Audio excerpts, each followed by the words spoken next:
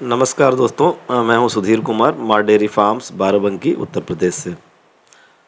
दोस्तों, बहुत समय से अपने कई मित्र जिक्र करते रहते हैं कि जैसे हम लोगों ने काफ डिवॉर्मिंग के बारे में बात किया है, तो बड़े पशुओं के डिवॉर्मिंग के बारे में भी बात कर लें। तो आज हमारे पास इधर हमारे फार्म पे जब रिकॉर्डिंग हो इसकी डिवॉर्मिंग हो रही थी पशुओं की, तो हमने इसको रिकॉर्ड कर लिया है। थोड़ा बाहर पानी वगैरह बरस जाने से फिर ये कीचड़ में घूम आए हैं, तो इनकी धुलाई वुलाई भी चल रही है। इसके बाद इनकी डिवॉर्मिंग भी हुई, तो हमने डिवॉर्मिंग की प्रक्रिया रिकॉर्ड कर ली है। और इसी बीच में मैं आपको जो हम लोग फॉलो करते हैं डिवॉर्मिंग का प्रोसेस, उसके बारे में जिक्र करते हैं दोस्तों। देखें क्या है, पहले शुरू करने के पहले हम लोग ये बात करना समझना चाहिए कि जैसे कि भाई हम लोग डिवॉर्मिंग क्यों कर रहे हैं। तो जैसे एक्टोपैरासाइट्स होते हैं, एंडोपैरासाइट्स होते हैं। एक्टोपैरासाइट मतलब वाहे परजीवी जो आपको हैं, जो दिखाई देते हैं, किलनी है, टिक्स हैं, अलग अलग टाइप के, तो वो आपके वाहे परजीवी हैं, एक्टोपैरासाइट हैं। उसी तरह से एंडोपैरासाइट्स हैं, शरीर के भीतर कई तरह के वॉर्म्स हैं, फ्लूक्स हैं। तो उनके लिए हम लोग अपना डिवॉर्मिंग करते हैं दोस्तों। और डिवॉर्मिंग बहुत ही एक उपयोगी प्रक्रिया है फार्म को चलाने के लिए, आप समझें। क्योंकि अगर डिवॉर्मिंग समय से नहीं करेंगे, आपका हेल्थ स्टेटस नीचे जाएगा, आपका मिल्क प्रोडक्शन नीचे जाएगा, आपका रिप्रोडक्शन नीचे जाएगा।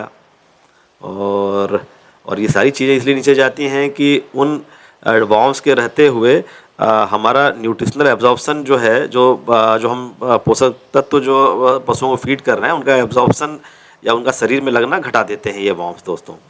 तो वो नतीजा हमें धीरे धीरे करके उसके रूप में मिलना शुरू हो जाता है कि भाई हमें पशुओं का हेल्थ नीचे जा रहा है, प्रोडक्शन, रिप्रोडक्शन सब सफ़र करता है। इसीलिए हमें समय समय से इनकी डिवॉर्मिंग की एक प्रक्रिया पकड़नी होती है, समझ लें। और वॉर्म्स कई तरह के हैं, आप समझें। ये राउंड वॉर्म, टेप वॉर्म, कोई आपके हाथों में होता है, कोई आपके कुछ ऐसे वॉर्म्स हैं जो आपके लिवर तक चले जाते हैं, लिवर फ्लूक्स कहते हैं, और आपके लंग्स में चले जाते हैं। तो बहुत तरह के वॉर्म्स हैं। इसीलिए एक डिवॉर्मिंग की प्रक्रिया, वो भी डिवॉर्मर रोटेट कर करके, और ब्रॉड स्पेक्ट्रम डिवॉर्मर जो हर एस्पेक्ट को कवर करें, उनको भी शामिल करना चाहिए। तो मैं आगे चल के जिक्र करूँगा किस तरह से डिवॉर्मिंग की प्रक्रिया पकड़ा जाए, जिससे कि हमको ओवरऑल अच्छा नतीजा मिल सके दोस्तों।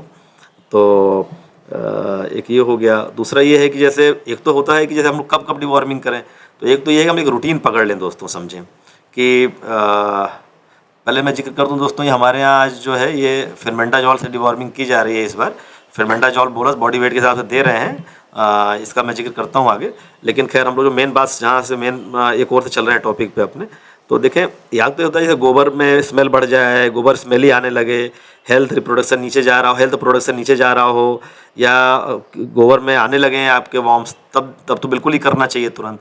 लेकिन वैसे भी ना भी कुछ भी प्रॉब्लम लग रही तो भी रूटीन डिवॉर्मिंग हमें जैसे हम लोग साल में 3 बार करते हैं दोस्तों, 4-4 महीने पे एक रूटीन डिवॉर्मिंग हम लोग कर देते हैं।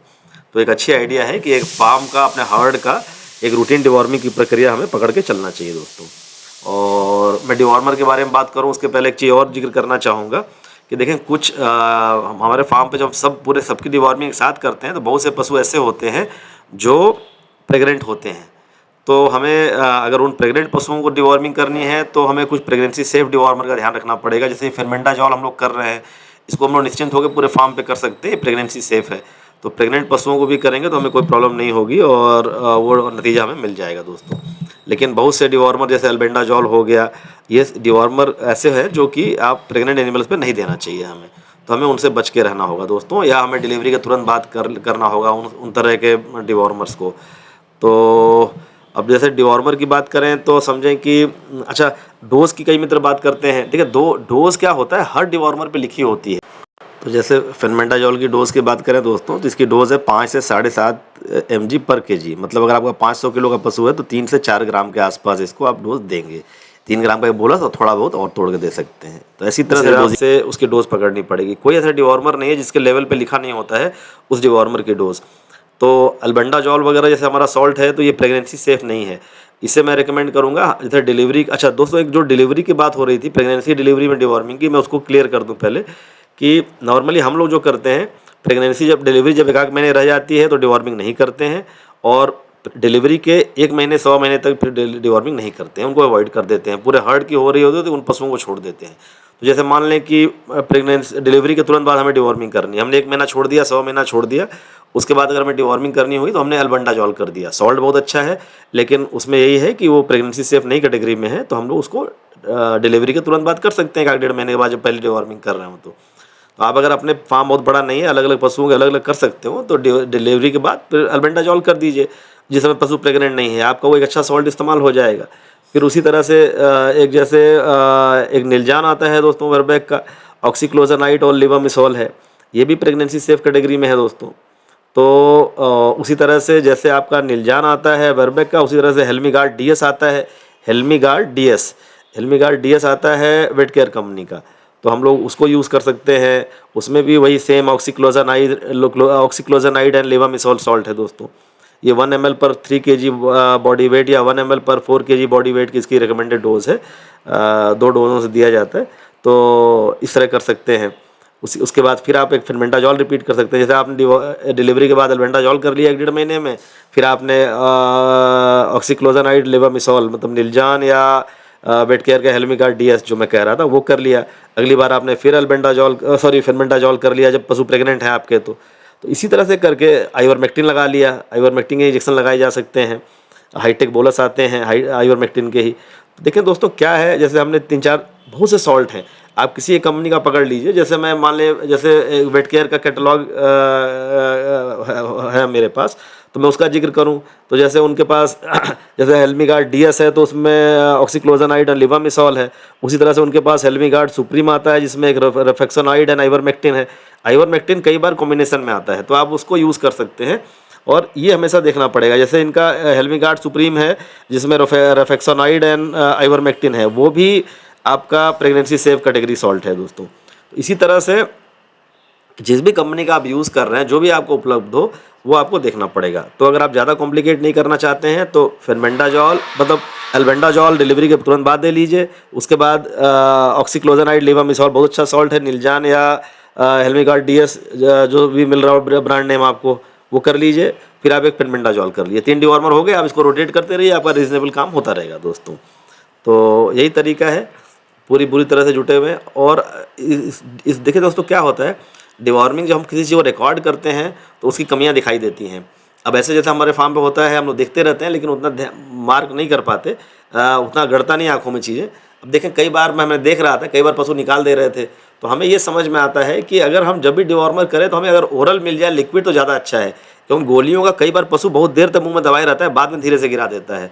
तो उससे सुरक्षा के लिए हमेशा अच्छा है कि ओरल ड्रेंच कोई मिल जाए किसी भी सॉल्ट का, वो ज़्यादा प्रेफरेबल है बोलस से दोस्तों। क्योंकि इतने पशु में हम पीस के भी नहीं खिला सकते, तो खिला लेते हैं हम लोग, ध्यान करते हैं कि पशु निकाले नहीं, और पकड़ के सबके भीतर तक डाला जाए और सबकी डिवॉर्मिंग अच्छे से हो जाए।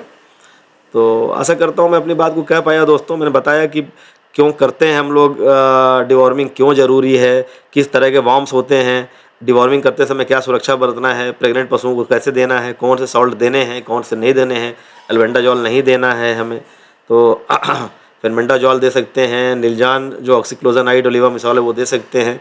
लेकिन नॉर्मली प्रेगनेंसी के लास्ट 1 मंथ में मैं अवॉइड करता हूँ दोस्त, हैवली प्रेग्नेंट एनिमल्स को छोड़ देता हूँ, क्योंकि उसके 2 महीने बाद मतलब 1 महीने डिलीवरी हो जाए और डिलीवरी के 1 महीना और बिता के तब मैं उसकी डिवॉर्मिंग कर दूंगा। क्योंकि रूटीन डिवॉर्मिंग करने से वार्म लोड वैसे भी नहीं होता है, तो हम 1-2 महीना चांस ले सकते हैं कि ठीक है 4 महीने में नहीं हुआ तो थोड़ा डिलीवरी पार कराया कर लें। क्योंकि कई बार होता है इतने पशु होते हैं, कई बार डिवॉर्मिंग से डिस्टर्बेंस हो जाता है एक पशु को, तो नहीं प्रेफर करते दोस्तों हम लोग। ये पहले वाला वीडियो जो जिसमें वॉशिंग हो के पशु आ रहे थे, ये हमारी जर्सी है जिसकी अडर क्वालिटी देखें बहुत बेहतरीन निकल के आई है। जो जिसका मैं हूफ ट्रिमिंग करता है दोस्तों, वही वाली जर्सी बच्चिया है मेरी। ये भी एक जर्सी बच्चिया है, इसका भी अडर क्वालिटी बहुत अच्छी है, लेकिन इसका रंग उतना अच्छा नहीं आ पाया क्योंकि अल्टीमेटली क्रॉस ब्रीड करके तैयार की गई है। साइज़ वगैरह सब आ गए हैं, अडर की स्ट्रक्चर जो है जर्सी टाइप का ही है। अगले जनरेशन में बिल्कुल अच्छा बच्चा ये देगी। तो ये भी अच्छी बच्चिया है, जर्सी की है ये, लेकिन इसका कलर जर्सी वगैरह का नहीं है दोस्तों। तो ऐसा ही है, आशा है मैं अपनी डिवॉर्मिंग की बात कर पाया होऊंगा, और कोई समस्या होती है तो आप जिक्र करें, मैं फिर जिक्र करूंगा दोस्तों। तो फिर मिलते हैं अगले वीडियो में, तब तक के लिए नमस्कार, थैंक यू दोस्तों।